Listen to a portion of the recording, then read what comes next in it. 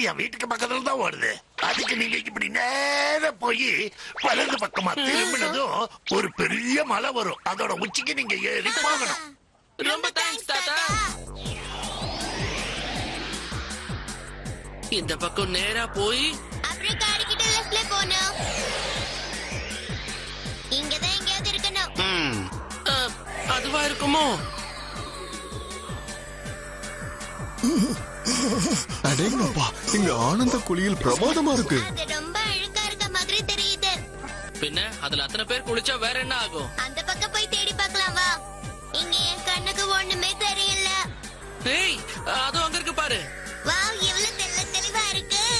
இது உங்களுக்கு நிச்சயமா பிடிக்கும்னு தோணுது. எனக்கும் தான் இத கண்டுபிடிப்போன்னு எனக்கு தெரியும். பிடிச்சாச்சு.